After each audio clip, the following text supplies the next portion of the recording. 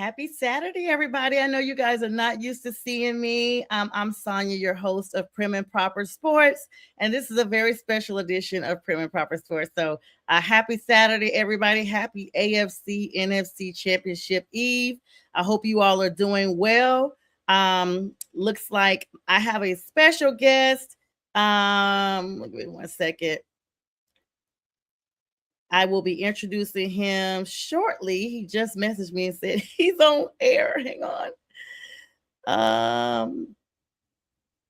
Give me one second, guys.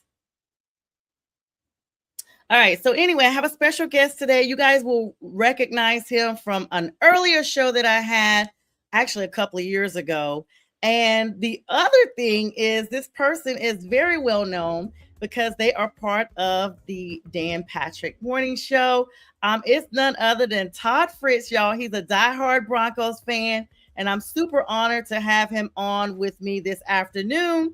I know that my production team, B Strella, thank you so much, Pink Fan Fur, for all the likes, love, shares, and the production behind the scenes. And here in just a moment, B will bring Todd up. So I hope everyone enjoys the show. This will be an abbreviated show as we get ready for the AFC Championship game and the NFC Championship on tomorrow. So without further ado, let me bring up Todd Fritz. Okay, let me see. Hang on, guys. We don't see you. Let me see. We don't see you. Hang on one second, guys. He's supposed to be backstage. We don't see you. B, can you put in the chat whether or not we actually see Fritz yet? Because he's messaging saying, are we seeing him and hearing him okay? Hi, guys. Hi, B. Harthy. And thank you, Novo. I appreciate you guys. Thank you so much for joining on today. Give me one second. This is what we have guests that come in. Let me make sure. Let me see. I'm going to resend you the link. Resending link. Let's make sure we don't have the wrong one, guys. Give me one second here.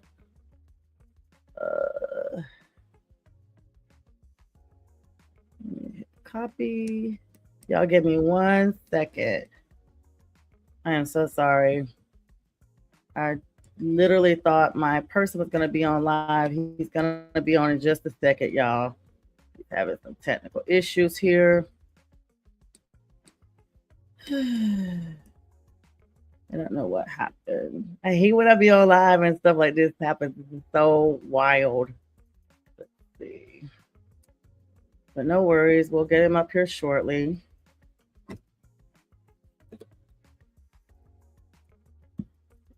All right. I don't know where he's on. Oh, I guess he did not enter the room. You got to enter the actual show. All right, guys. He's backstage, but he just did not realize that he needed to come on stage. So sorry, guys, for that. What's up, guys? Hey, everybody. So I'm here waiting on Todd Fritz. He's backstage, but he's not in the show yet, but he will be here momentarily for the Dan Patrick Show.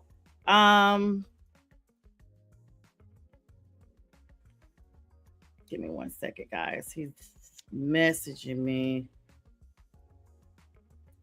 Oh. There he is. All right, guys. So without further ado, I finally got my guest on. Thank you so much, B. You can bring him up. Actually, I'm going to add him. None other than my friend Fritzy. First of all, I have to apologize because I thought I was scrolled all the way down when I connected and the enter studio part was hidden from my view of my laptop. So that was an E on me. It is okay. Listen, it's so good to see you on today. Thank you so much for joining me on such an eventful weekend. With the weather, with the AFC Championship game coming up tomorrow for your Broncos. Very pumped.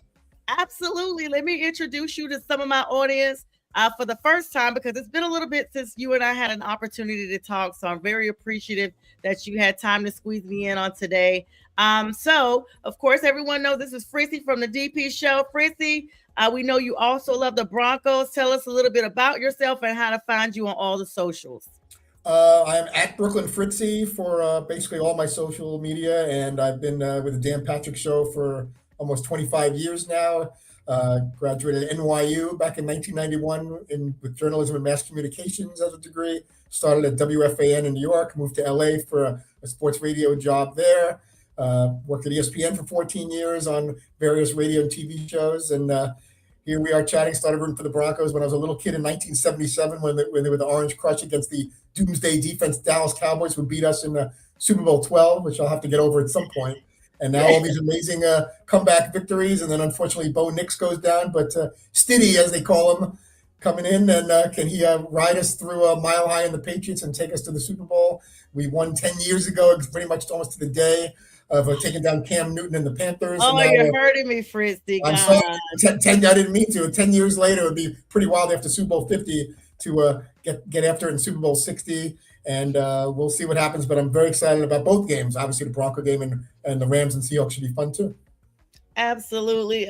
First of all, congratulations to your Broncos making it under the leadership of Sean Payton in 3 years. And the second year for Bo Nix, unfortunately, went down with that ankle injury. And so it's a lot, going on behind the scenes, but we're very excited about your background. Of course, you have a huge resume there, like of all types of things. 25 years, Fritzy. You had to start when you were like 5 years old. You look amazing. That's very kind. I started as an intern at WFAN Sports Radio New York when I was a junior at NYU at age 20. So I guess, 35, 36 years in the business and radio in LA and New York and ESPN in the headquarters in Bristol, the mothership, as we like to call them, and got a chance to work on Up Close, Talk To, Unscripted, Sports Center, ESPN News shows, and obviously Dan Patrick Show on what was ESPN Radio, and then we were with DirecTV and AT&T, and now we're kind of doing our own thing with Fox Sports Radio and iHeart, and it's been a nice run. It's very exciting, and I'm joining you from a hotel room near the studio because I'm about an hour away from where I work, and with this big snowstorm coming, it's smart to, I guess, get closer to here so that we can all safely be in studio Monday to recap these games. Right. And so, like I said, very appreciative, especially with all the moving parts in a lot of our country. I'm here in Atlanta, and we are bracing as well for an ice storm, not really snow, but a lot of ice. And, Atlanta and the South, we're going to shut down when that stuff comes. So, I was supposed to spend the weekend in North Carolina to visit my daughter who's studying at Wake Forest. We were going to go to the Wake Forest Duke game, and we had all kinds of plans. And then once they said there was a big snowstorm coming, we were like, I guess we'll have to take a rain check. And I just got to the hotel here a little while ago. I'm all set up and put all my stuff away, started looking into some guests for next week. And I'm like, I want to talk to Sonja because we got to chat a little bit before they kick off these big title games tomorrow afternoon. Absolutely. Thank you so much, Fritzy. That means a lot to me that you would actually prioritize me, especially being moved around like that. And I did not realize your daughter was in the great state of North Carolina. I know they postponed the Duke and Carolina game a little bit earlier. And of course, I am Panthers all day, and Duke is my team. So you were right down the road from all my family there by going to Wake Forest. But safety is paramount, and especially with you having to go to a hotel. Thank you for squeezing me in because that's definitely a shift. All right. So let's talk a little bit about this game. Of course, the biggest story going into tomorrow's game, unfortunately, is the loss of you guys' rookie. And he's still a rookie, but it's his second year. Bo Nix suffered that fractured ankle in the final minutes of the overtime game against the Buffalo Bills. And Fritzy, I honestly am always like, but for that overtime, like most of us didn't even notice that injury. I wasn't aware of it either. It's funny that you mentioned that. I was watching the game with my wife, and I thought I saw some clip on social media with Sean Payton talking to the press, and I was praying, for lack of a better word, that it was some kind of AI thing. You see all these AI things now where it looks like coaches and players are saying all kinds of things that it's not them, and they do stuff with their lips and the audio, which is wild. I think people should get sued for some of that stuff, especially when they're using questionable language and some of the liberties they take. But he's talking to the press, Stiddy's playing, and Bo Nix fractured his ankle, and he's not playing, his season's over. And I'm like, this better be a joke. And then once I saw some of the respected reporters and journalists online saying that was the truth. And all I can, we all can hope for now is, from what I'm hearing, Jared Stidham's a really good backup quarterback. Sean Payton and the team thinks the world of him.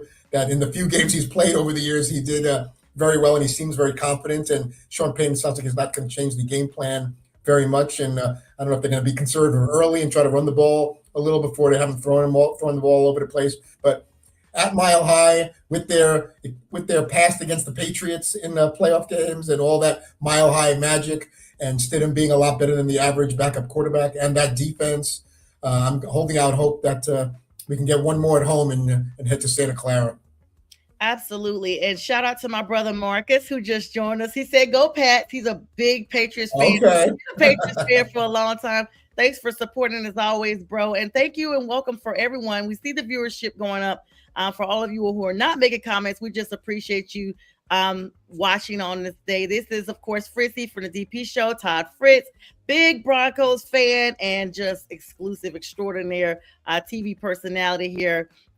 You mentioned the AI thing. I'm gonna be honest, Fritzy, that's the first thing I thought. I was like, okay, people are playing too much. This game literally just in it. Those guys are not even all the way in the locker room. There's no way this is true. Some angry Bills fans, Bills Mafia, trying to be cute and try to do something like that and break my heart. And I'm very upset, and I don't want to say concerned because I think Stiddy can do a good. I'm calling him Stiddy like I know him, but they don't call him that. But I think he's going to do well, and I think they're going to be all right. Obviously, we'd love to have Bo playing, but from what everyone's saying, and all you can do is take what the players are saying and listen to these different sound bites and the press conferences that they're rallying behind him and they feel like he can get it done. I don't know if he needs to be a game manager, as they like to say. And, if it's the kind of thing, just don't mess it up and we'll be fine. And you got Sutton and all these great, they got some good running backs, even though Dobbins can't come back. They got Harvey and everybody, strong receivers, defense with the sacks and that secondary and Surtain and all that.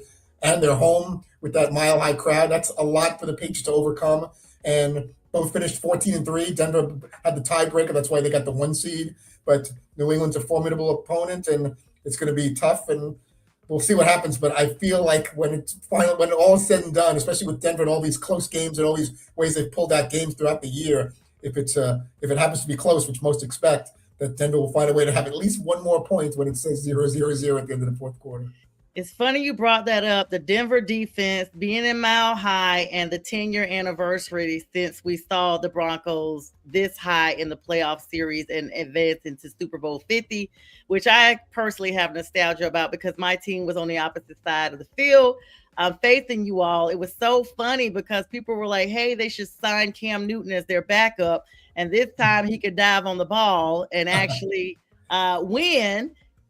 Forget that, so it's funny, but you mentioned a good point there. Of course, the secondary is going to be crucial in this game, and Denver is known as a defensive team. They've always been kind of known as a defensive team off and on. Bo Nix was just a jewel that was added to the offense there, and Sean Payton had been looking for that piece that was missing for the offense for the last couple of seasons. Didn't really have it in Russ for sure, and then Bo came in ready to go. I actually had Bo on my fantasy last year, and several games he got me over 50 points in a game. So he was extremely well. I was like, this kid is awesome. And so now, the maturation is there, the clicking is there. They've definitely found their QB as he recuperates. Jared Stidham hadn't taken any snaps though, Fritzy, in 3 seasons.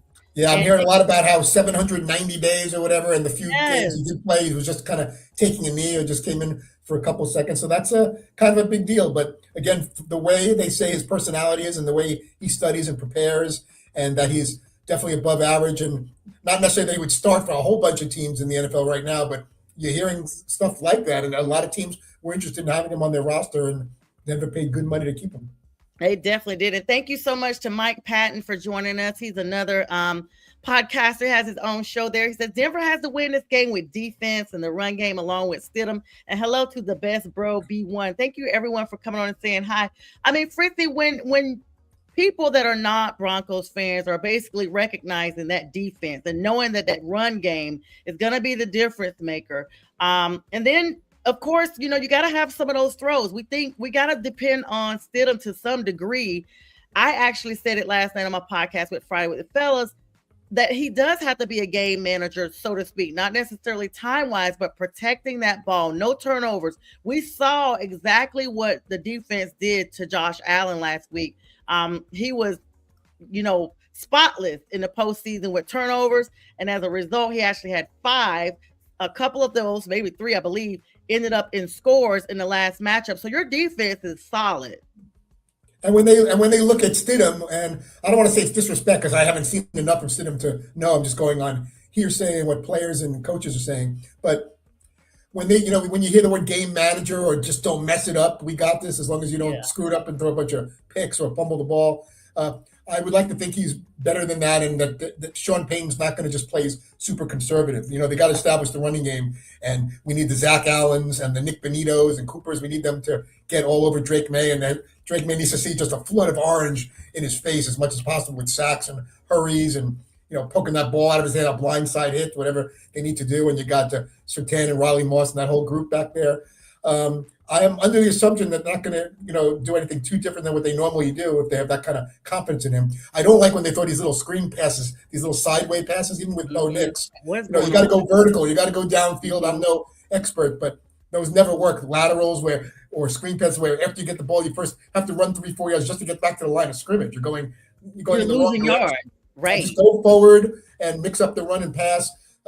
Blitz, getting Drake May's face. The secondary has to do what they have to do. That vaulted orange crush sack defense. You got to get to the quarterback, and hopefully McLaughlin, Batty, and the running game and Harvey, they can break some runs. And if they can establish the run game, then Stidham can throw in some passes here and there. I don't expect them to go too far downfield. They don't even really do that with Bo Nix. That's not their game. Once in a while, they take a long shot towards the end zone, they'll throw it 40, 50 yards, but their passing game seems to be, 10, 15, 20, 25 yards. They don't really look for the home run very often. So again, if you want to use the game manager word or the don't mess it up thing, if he, just does enough to do his thing and get them first downs and get them closer to sevens and not threes and not be settling for field goals against a team like New England, you got to get touchdowns, not field goals. And don't wait till the fourth quarter. It's so frustrating. I've watched every play of every game, how their offense struggles and they're punting and 3 and out. And finally, in the middle of late fourth quarter, then they first wake up and start scoring a bunch of points in the last few minutes. It's the AFC title game. If you deserve to be in the Super Bowl, you got to make a statement early. Don't expect the defense to get all the points and be aggressive on first and second down. It can't be run, incomplete punt, which they used to do with Russell Wilson. Go for it early. Give Stidham a chance to, win the game for you, and don't be too conservative. Don't throw sideways, horizontal screen passes. Just, if you want to get cute once in a while with a little flea flicker or, have them roll out, there's different things you can do. But you can't be waiting until the fourth quarter to start scoring points. And do not settle for field goals. You get in the red zone, you got to make sure those are touchdowns. Yeah, got to keep the score well ahead of high-powered offense on the other side. How kismet is it that Jarrett Stidham, who was drafted by the Patriots, I love that. I love the irony of that. Facing the Patriots now in the biggest game of his career here against them for the Super Bowl berth. I mean, I'm sure he's got a little chip on his shoulder, and even if there was no New England connection, just the fact that what an incredible opportunity. Not just financially if he does something big and gets them to the Super Bowl and does something in that game, but he's on the big stage now. You're hearing all these things that he's actually an above average quarterback and he's could even start for a few teams. And obviously I like hearing that. It makes me feel a little better, not so nervous that it's not Bo Nix starting. But this guy, all of a sudden, a backup quarterback gets a chance to, in front of his home mile-high crowd, one win away from going to the Super Bowl, just like, Hostetler and Nick Foles, and you hear some of these other stories about someone had to step up and be big at, in a playoff game or a Super Bowl. So I'm excited. I'm nervous too. I'm more excited than nervous. So as long as I can keep the excitement about tomorrow more than the anxiety about it, that's how I'm looking at the game. I expect big things from the Broncos. I expect them to win. I know they were 5.5 point underdogs. Now it's like 4.5. They were 1.5 point favorites when Bo Nix was supposed to be quartering. And then once he got hurt, they went from 1.5 point favorites. It swung like 6 points in the other direction. But I'm not a betting person. I don't care about the point spreads. I kind of like that they're underdogs. Sometimes it's more fun rooting for a team that everyone's already written New England into the Super Bowl. They have no chance with a backup quarterback without Bo Nix. It's going to go badly. And I don't see that. I hope I'm right. And I see Denver playing great on both sides of the ball, hopefully special teams. And I think Denver's the better team. And I think in Denver, that could be that little edge they need with that sea of orange of crowd Bronco maniacs, and the Mile High Magic will hopefully be there tomorrow. Absolutely. Shout out to Pink Fan First. She came on and she says, Denver, you have one chance. It's funny you mentioned that, Fritzy, because I was going to bring that up. The fact that, you know, he is a rookie and people have, well, he's a real rookie because we haven't seen him, Stidham in quite a while. Like you said, 700 and some days. People have kind of like just already skipped over it. You know, before Bo Nix's injury, everybody was like, okay, this is going to be, you know, kind of rookie versus rookie. You know, Drake May, they both are here at the same time. This is awesome to see these young quarterbacks go at it, go toe to toe, see who the better quarterback is. But, you know, the quarterback is only strong as their team is. So if your team around you, your pieces are not around you, it's a team effort all around. So that's why I know that you stand confident when you say, you know, Bo, of course, we love him. We hope that he, you know, progresses well, but we have someone in play that can definitely still get this team where they need to be. And you're right, being an underdog is definitely the way you want to go because I mean, hey, my Panthers, every time we were underdogs, we won, and people were just shocked, like, how do they keep doing it? But you came down to one of these good points when you said a lot of these games come down to one score. We've seen that throughout this entire playoff series. The Broncos and the Bears this year. It's amazing how many. I've never seen anything like that. Those teams in particular, where every game's a nail biter and it goes down to the very end. Even Denver, if you remember, week 2 and week 3, the Broncos beat the Colts in Indy. They called a leverage call. They let them re-kick a 50-yard field goal, became a 35-yard, and we won the game. And then the Colts stole it from us because they called the leverage penalty. The very next week, we lose in overtime. Also, a walk-off field goal by the Chargers. So we were 1-2. We end up 14-3. Obviously, the Jaguar game, we lost by 14 in Denver. Other than that, lost by 2 touchdowns to the Jaguars. We lost 2 games on last-second field goals. Everything else was a win. We have a strong offensive line, a great defense, and granted, Bo Nix, you lose your starting quarterback for a conference title game. That is a big deal. But I think we should show Jarrett Stidham some more respect. And just because someone's been out for a period of time doesn't mean they can't step up to the challenge. And I'm sure he's been practicing and he knows the game plan and everything. And taking a hit concerns me a little bit if you haven't really been out there. Not so much that he can't throw the ball accurately, but if you haven't been playing for 700-800 days, and when you do play, you're kind of taking a knee or it's garbage time. He's got to be. Hopefully, he's strong enough to take a hit and stay in the pocket and not get his legs start getting all jittery, and he doesn't start running prematurely if the pocket breaks down. But I feel Denver's got too much talent, and as long as he has a decent game and above average game, and again, we use the game manager word, and does what he needs to do and follows Sean Payton's lead, and the rest of the guys step up. I don't like to call my shots, or I don't want to jinx my team, but I picture and I believe the Broncos should be in Super Bowl 60. Yeah, Marcus brings up a good point. You all having the home advantage with that altitude by itself is a game changer. And they're actually saying that Denver's going to be getting some of the same weather conditions that a lot of the other people are in the country. And so this is, of course, New England is no stranger to winter weather, but maybe the altitude, being bi-coastal, that sometimes can definitely play a factor. When you look back just for a moment to have revisionist history here with me, Fritzy, I'm sitting down, guys, with Dan Patrick's own Todd Fritzy, one of the Danettes. You guys could catch him on all of DP shows. He's been there 25 years, guys. And I personally remember him for about 12 years ago. So had no idea it was 25, Fritzy. Gosh, congratulations to you. When you think back about 10 years, the last time the Broncos were here and they advanced to the Super Bowl, and you think about some of the players that you guys had, Von Miller, it stands out in my mind the most as the player that he was on that roster. Are there any similarities with this roster you all have now as far as the talent going into this game? I think there is. We called them the no-fly, no-fly zone with the Broncos secondary, and we have a talented secondary. Denver, we got a ferocious defense. We led the league, I guess, in sacks. That's when you think Broncos, you think of all the sacks that they've had this year. You have a quarterback, even when it was Bo Nix. But now that it's Jarrett Stidham, Manning, was kind of banged up. He had the neck situation where Brock Osweiler had to step in for a while, and they had to rely on the defense to win the game. I'm hoping it'll be well balanced tomorrow, and it's not all about the defense having to save the day tomorrow. That Stidham and the Bronco offense and Cortland Sutton and that whole group will be able to do their thing and put up plenty of points, and the defense can shut down the Patriots. But there are there's absolutely similarities to the Super Bowl 50 team now more than ever with a backup quarterback, where the defense is going to be so important. And I still think they're going to do well offensively as well. But it is comforting, and hopefully it's comforting to Stidham and Sean Payton and Vance Joseph, the defensive coordinator, that we got a great team in place. We can cause turnovers, we can get points defensively, whether it's pick sixes, fumbles, interceptions. Putting our new quarterback for this game, and hopefully in one more game, Stiddy in a good position to do well. And I can't emphasize enough, having watched every play of every game this year, don't wait to the fourth quarter for the offense to wake up. And we can't have threes, it's sevens. And the way at least I experienced Bronco fandom, and a lot of teams, I'm sure a lot of fans feel that way. When you get that close to the end zone, it's almost like a -4 instead of a +3. I can't get excited about the field goal. I just, maybe if it's late in the game and it puts you up by 2 or 3 scores, that's something else. But through the course of the game, if you're settling for threes instead of sevens because the red zone offense didn't get in there, it sometimes feels like it's a -4 and not a +3 because you didn't get 7.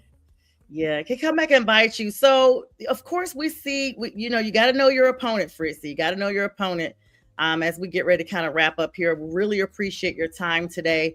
I want to get some thoughts. Mike Vrabel, the new coach of the Patriots, what he's done coming from Tennessee, first year, definitely, in my opinion, coach of the year accolade. Turnaround. Coming. Absolutely. 180 for real, if it was ever defined.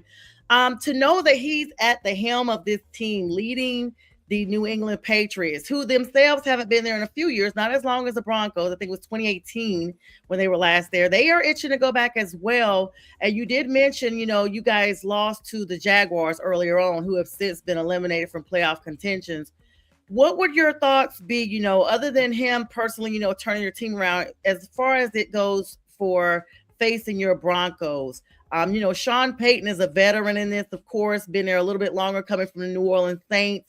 He's 3 years in. He's brought Denver all the way up behind Bo Nix's talent there. And to know right across the field, that's why you guys were both number 1 and number 2. What are your thoughts on the knowing your opponent aspect of the Patriots? I think that's very important. That's another great point, Sonja, that you make. I have the utmost respect for Mike Vrabel to turn a team down from just a couple of years ago and to get them to 14-3. And except for a tiebreaker, they could have easily been the 1 seed. Denver and New England have the same 14-3 record. And to see how fast he's turned that team around, I don't expect Vrabel to out-coach Sean Payton, but I hold Mike Vrabel and his as a player and now as a coach in extremely high regard. And it's going to be the cat and mouse game, or the chess match between those two. The veteran who's already won a Super Bowl with the Saints and is on the precipice of trying to get to a Super Bowl and win a second one with a different team.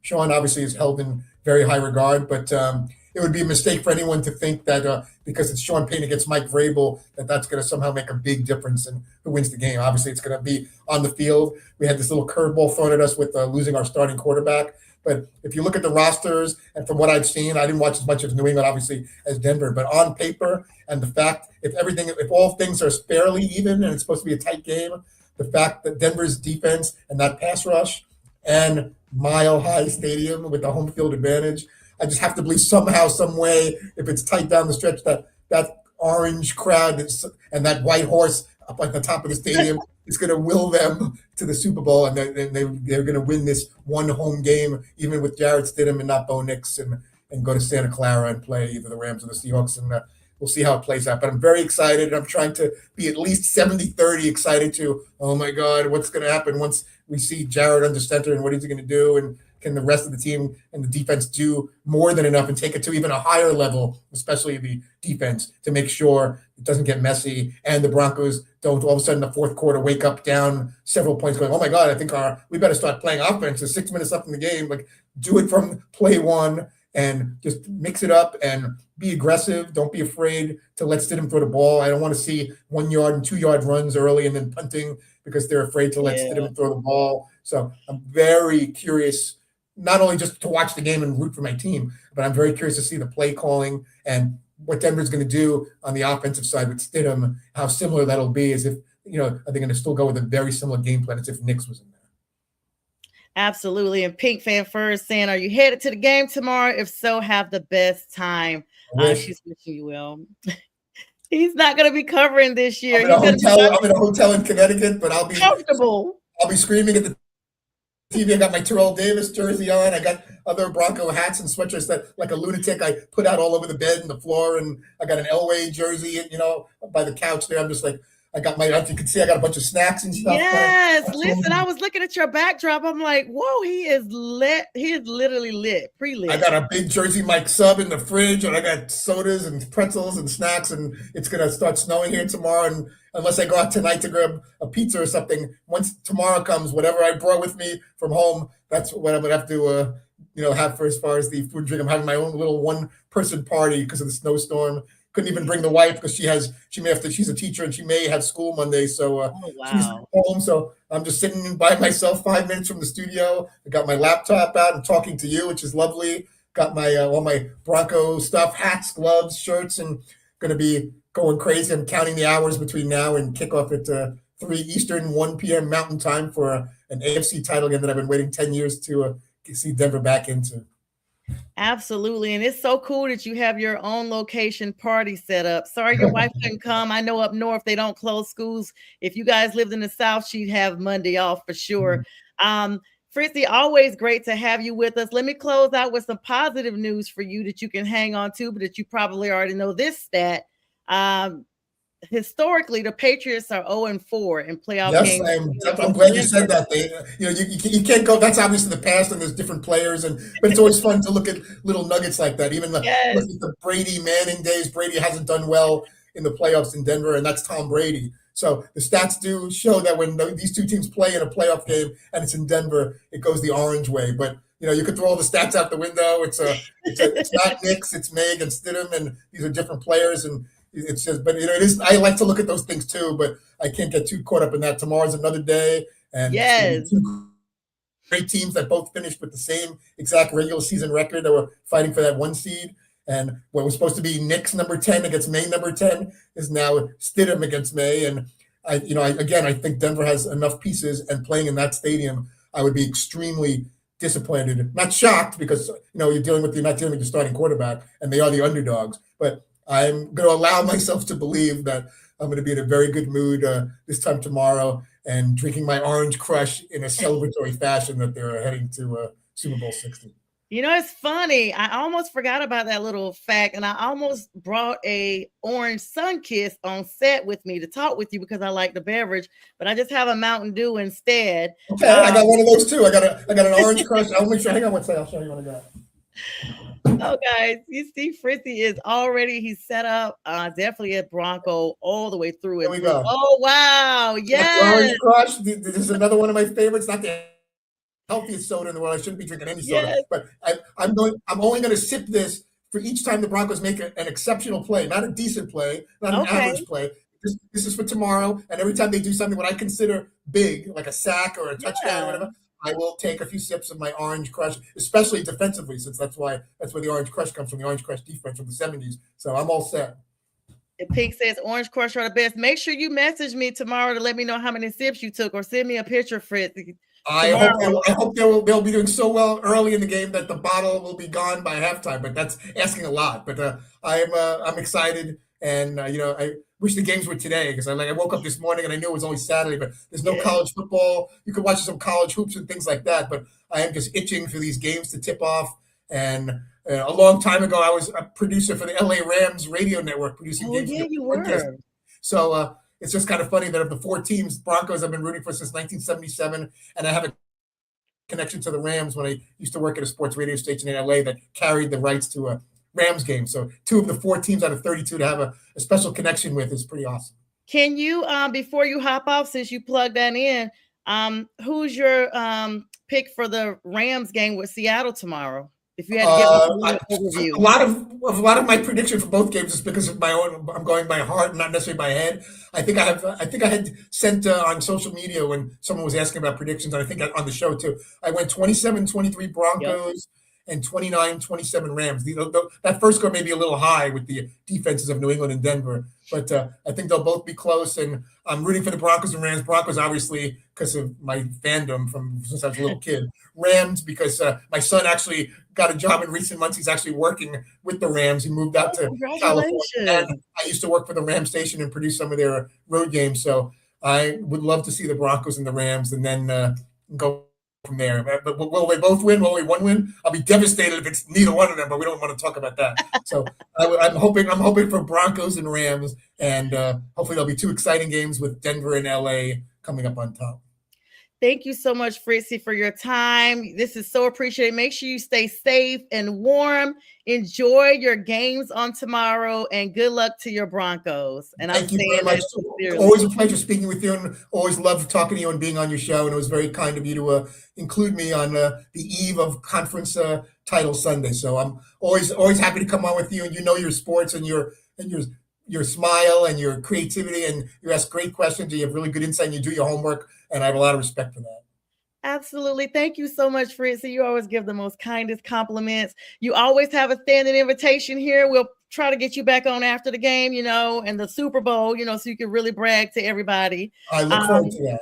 Yes, but you definitely enjoy your time there. Stay warm, and best wishes to you and your family in this new year. Thank you so much for your time. And you the same. You're a sweetheart, and thank you again for thinking of me and including me on your show. You're welcome. Have a blessed one, Fritzy. See you soon. Okay. Bye-bye. You too. Bye-bye. All right. The God above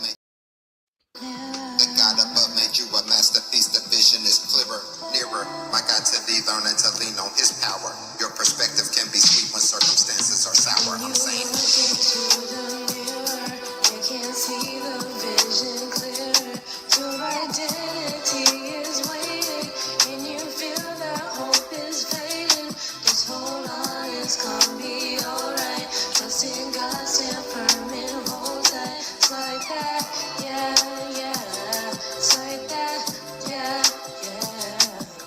Meditation, I'm searching for a peace that's not present. I'm searching for feelings of solitude, emotions that's pleasant. Treasure, what did you deem important versus essential? We put our heart and soul in every line behind instrumentals. Coincidental? I think not. God's plan from the very beginning.